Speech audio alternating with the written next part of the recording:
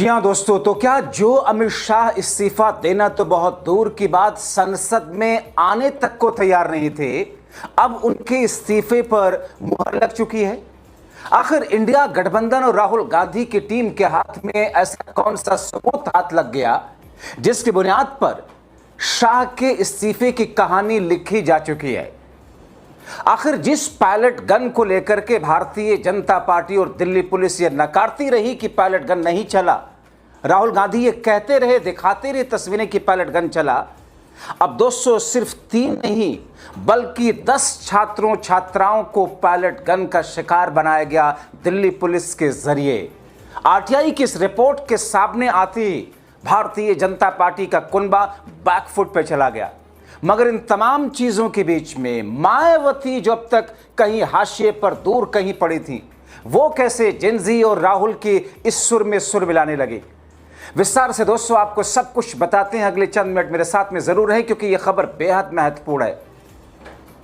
दोस्तों, भारतीय जनता पार्टी, उसके प्रवक्ता, उसके नेता, उसकी दिल्ली पुलिस, वो पुलिस कमिश्नर अनुराग कुमार, जिसे 20 जुलाई से 2-4 दिन पहले ही दिल्ली का पुलिस कमिश्नर बनाया गया था, सतीश गोलचा को हटाकर उस अनुराग कुमार को, जो अभी मौजूदा वक्त का दिल्ली पुलिस कमिश्नर है, उसने आज तक यह नहीं कहा कि पायलट गन चलाई गई।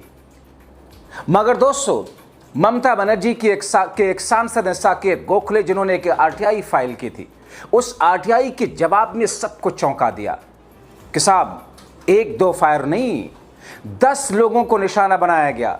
और दोस्तों, इन 10 लोगों में से 9 लोग तो दिल्ली के लेडी हार्डिंग मेडिकल कॉलेज में एडमिट थे। उस हॉस्पिटल की रिपोर्ट ये कहती है और आरटीआई में शामिल है। और एक दिल्ली के सफदरजंग अस्पताल में पायलट गन का शिकार हुआ शख्स जिसका इलाज, इसमें महिला भी शामिल है, छात्राएं शामिल है। और खुद दोस्तों, जैसा कि मैंने अपने पहले कई शोज में बताया इन तमाम चीजों को लेकर के कि जंतर मंतर से चंद कदमों की दूरी पर पार्लियामेंट स्ट्रीट थाना है, पुलिस स्टेशन, वहां की डायरी में भी मेंशन था कि 2 फायर हुए। मगर शाह का मंत्रालय झूठ पे झूठ बोलता रहा, झूठ पे झूठ बोलता रहा। भारतीय जनता पार्टी झूठ पर उठती रही कि कोई पायलट गन नहीं चला। पायलट गन आप चलाओगे मासूम छात्रों पर? राहुल गांधी ने ऐलान कर दिया कि छात्रों के मुद्दे पर केवल सामान्य चर्चा से काम नहीं चलने वाला, गृहमंत्री का भाषण नहीं सुनेंगे बैठ करके। अमित शाह साफ साफ बताएं, 20 जुलाई को जंतर मंतर से संसद की ओर मार्च कर रहे प्रदर्शनकारी छात्रों पर पुलिसिया कार्रवाई और बर्बरता गोली चलाने का आदेश किसने दिया? अब तो आरटीआई की रिपोर्ट भी आ गई। और इसके साथ में एक और मुद्दा जोड़ दिया मोदी के लिए कि राम मंदिर चंदा चोरी के लिए जांच कहां तक पहुंची, जिम्मेदार कौन? ट्रस्ट तो पीएम मोदी ने बनाया था। राहुल ने ऐलान कर दिया ये दोनों मुद्दे नॉन नेगोशिएबल है, यानी इन पर किसी तरह का कोई समझौता नहीं होगा। मगर आप देखिए ना कि जिस शिक्षा मंत्री का जिंजी ने इस्तीफा लिया, जिस शिक्षा मंत्री ने छात्रों के भविष्य के साथ खिलवाड़ कराया था, अब उसकी जबान कैसे विपक्ष के खिलाफ चल रही है। उनको तो कहना चाहिए था कि साहब अब आगे सब कुछ ठीक होगा। यशस्वी प्रधानमंत्री माननीय नरेंद्र दामोदर दास मोदी साहब विश्व गुरु हैं और वो सब चीज़ों के लिए उनके पास गुरु मंत्र होता है, वो ठीक कर, कुछ इस किस्म की भाषा का प्रयोग करना चाहिए था उनको। मगर वो विपक्ष के खिलाफ जहर उगलते हैं। धर्मेंद्र प्रधान ने एक्स पर एक गलत बयानी वाले, थथरई वाले अंदाज का परिचय देते हुए, जैसे शुरू में जंतर मंतर पर आंदोलन कर रहे छात्रों के लिए उन्होंने क्या कहा था, आतंकी हैं, आतंकी मानसिकता के हैं। और जब मोदी शाह गिरे, धर्मेंद्र प्रधान शाह के बजाय राहुल से जवाब मांगने लगे। धर्मेंद्र प्रधान ने राहुल और कांग्रेस पर निशाना साधते हुए कहा कि छात्रों के हितों को लेकर कांग्रेस लगातार झूठ फैला रही है। तो भैया, ये आरटीआई की जो रिपोर्ट आई है कि 10 छात्रों को पायलट गन के छर्रे लगे, झूठी है। आपकी सरकार ही जारी करती है, सरकारी विभाग है। राहुल गांधी के पास तथ्य नहीं, वो कहते हैं। झूठ बोलने वाले नेता प्रतिपक्ष को ना तो संसद में आना है और ना ही जवाब सुनना है। पगला गए हैं क्या? दिमाग की बत्ती गुल हो गई है क्या?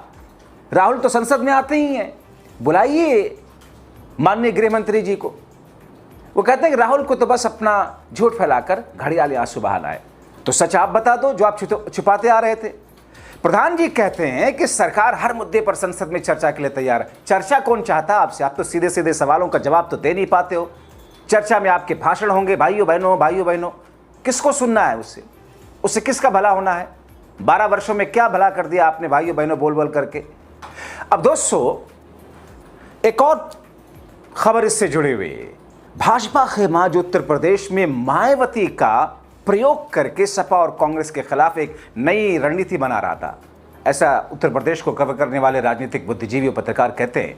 वही मायावती अब देश के जेनजी के साथ, राहुल की मुहिम के साथ, अभिजीत के आंदोलन और संकल्प के साथ आने का ऐलान कर दिया है। मायावती ने कहा कि देश के छात्र, नौजवान और जेनजी के साथ बीएसपी खड़ी है। आज के समय में जेनजी अपनी समस्या को लेकर परेशान है, ये मायावती कह रही हैं। ऐसे में बीएसपी उनके साथ डटकर खड़ी है।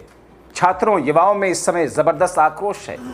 बीएसपी की सरकार में छात्र और नौजवान कभी निराश नहीं हुए। उनकी सरकार ने छात्रों की हर समस्या का समय से निदान किया। उनकी सरकार में पुलिस विभाग में लाखों नई सरकारी नौकरी दी गई।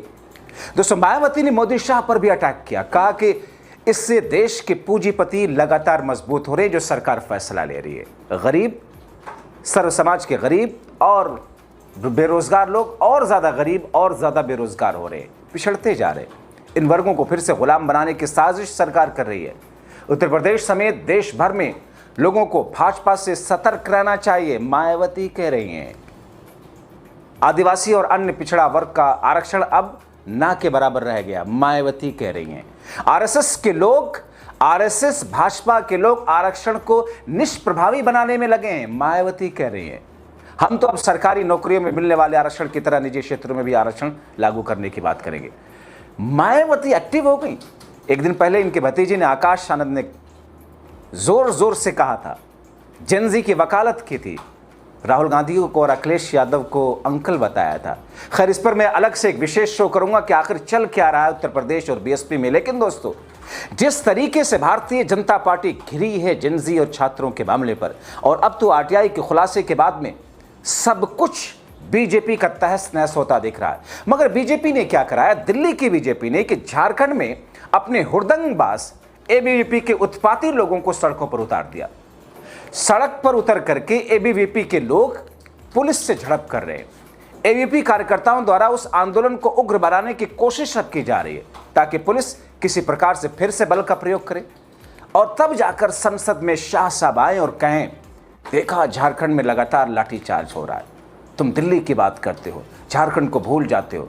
यही तो है इनका। इतना ही नहीं दोस्तों, आप देखिएगा, अगर गलती से आ गए ये संसद और भाषण दे दिए तो उनमें क्या होगा, झारखंड का जिक्र होगा, उसमें क्या होगा, पंजाब का जिक्र होगा, उसमें क्या होगा, कर्नाटका का जिक्र होगा, उसमें क्या होगा, जिक्र करते करते करते करते नेहरू तक पहुंचेंगे और उसको ऐसा गोल गोल घुमाएंगे जिसमें जनता इनके चारों तरफ गोल गोल घूमती रही। और मुझे अफसोस है उन बेचारे अधकचरे ज्ञान वाले अंधभक्तों के लिए, तरस आता है कि जो 500 रुपये में पेट्रोल खरीदने को तैयार, अपना घर, अपना परिवार, सब कुछ मोदी नाम पर गिरवी रखने को तैयार है।